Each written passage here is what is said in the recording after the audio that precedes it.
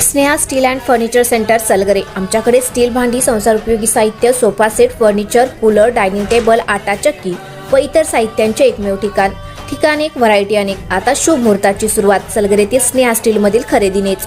वाजवी दर, सजवा फर्निचरने तुमचे घर। सर्व साहित्यावर बजाज फायनान्सची खास सोय उपलब्ध। स्टील भांड्यांना 5 वर्षे गॅरंटी, तर फर्निचर साहित्यास किडवाळीपासून लाईफ टाईम वॉरंटी। खात्रीशीर खरेदीसाठी मिरज पूर्व भागातील एकमेव ठिकाण Sneha steel and furniture centre Salgare. आमचा पत्ता रवींद्र वसनिकेतन शेजारी सलगरे। संपर्क 90 96 25 91 38। प्रत्येक बातमीतील घटनेच्या वास्तविकतेची तुलना थेट पाहत रहा सांगली अपडेट। सांगली लोकसभा मतदारसंघ 2024च्या निवडणुकीत आता जवळजवळ मतदान प्रक्रियेच्या मतमोजणी प्रक्रिया पूर्ण होत आलेली आहे।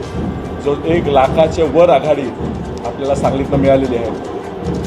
ह्या ठिकाणी हा जो विजय आहे हा पूर्णपणे जनतेचा विजय आहे। जनतेने निर्णय घेतला की मी उभारलं पाहिजे, जनतेने निर्णय घेतला की मी अर्ज भरला पाहिजे, मी अर्ज ठेवला पाहिजे आणि जनतेने निवडणूक ही पूर्ण हातात घेतली। गावोगावी प्रचार केला, गावोगावी माझ्या आधी पोचले, माझं चिन्ह मिळायच्या आधी प्रचार सुरू केला। माझं चिन्ह मिळताच अर्ध्या तासाच्या आत घरोघरी माझं चिन्ह पोचवलं। स्वतः उमेदवार असल्यासारखं प्रत्येक गावागावात माझा प्रचार झाला। एवढ्या मोठ्या प्रमाणात जे लोकांनी साथ दिलेली आहे ही साथ पाहून मी पूर्णपणे भारावून गेलेलो आहे। या ऋणातनं मला सुटण्यासाठी मला खूप परिश्रम घ्यावे लागणार, मला खूप काम करावं लागणार, मला अहोरात्र झटा लागणार। लोकांच्या माझ्याकडनं खूप मोठ्या अपेक्षा आहेत, आशा आहेत, आकांक्षा आहेत। या पूर्ण करण्यासाठी मला माझ्या सगळ्या साथीदारांबरोबर, नेत्यांबरोबर काम करावं लागणार आहे, ह्याची मला पूर्णपणे जाणीव आहे। मला मोठी साथ या ठिकाणी प्रकाश उर्फ बाळासाहेब आंबेडकरांनी पाठिंबा देऊन दिली।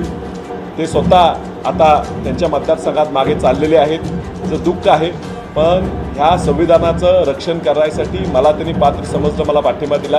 त्या पाठिंब्यामुळेच मी त्यांना आभार मानतो आणि संविधानाचं रक्षण करण्यासाठी मी लोकसभेत चाललो आहे ह्याचा मला सार्थ अभिमान आहे।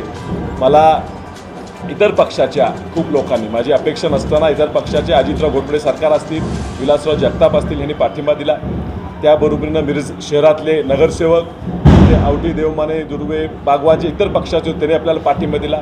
मला विटा शहरातल्या नगरसेवकांची जिथं आम्ही कमी पडत होतो तिथं आम्ही जवळजवळ 1750 मताची लीड घेतली। तिथले नगरसेवक इतर पक्षाचे होते, ते सगळे माझ्या पाठिंबागे आले।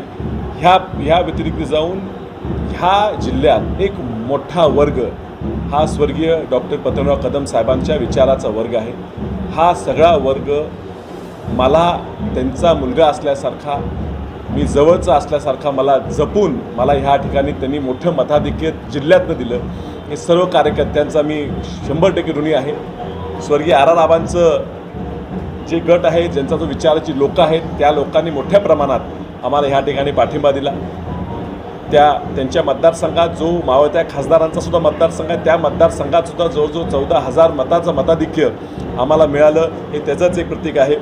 हे पलीकडे जाऊन आज अनिल भाऊ बाबर यांना मानणारा एक मोठा वर्ग त्यांच्या मतदारसंघात आहे। त्यांच्या मतदारसंघात सुद्धा जवळजवळ 18,000 मताचं मताधिक्य हे त्यांच्या मानणाऱ्या वेगवेगळ्या पक्षातल्या लोकांनी आपल्याला दिलं। या ठिकाणी सांगली जिल्हा काँग्रेस, सांगली जिल्हा शहर काँग्रेस या सगळ्या पदाधिकाऱ्यांनी, प्रत्येक कार्यकर्त्यांना काँग्रेस पक्षाचं चिन्ह नव्हतं, हा खूप मोठं दुःख हे ह्या सगळ्यांच्या मनावर असताना नवीन चिन्ह काँग्रेस पक्षाचा उमेदवार म्हणून विशाल पाटलांना त्यांनी पुढे नेलं आणि त्यांनी निवडून आणलं।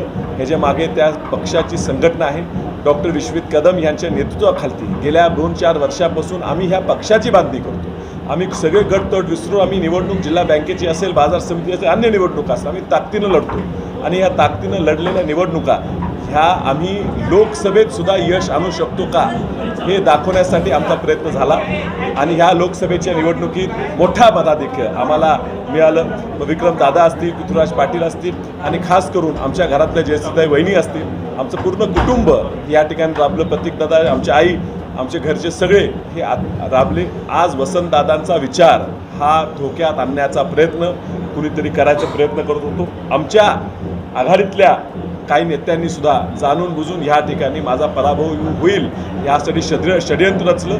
हे षडयंत्र असं रचलं की आम्हाला अडचणीत आणण्याचा प्रयत्न केला, आम्हाला पाडण्यासाठी वेगवेगळे व्यूहरचना रचल्या, भाजपबरोबर बैठका करून त्रास दिला गेला, पण जनतेने ओळखलं आणि जनतेने आम्हाला तारलं.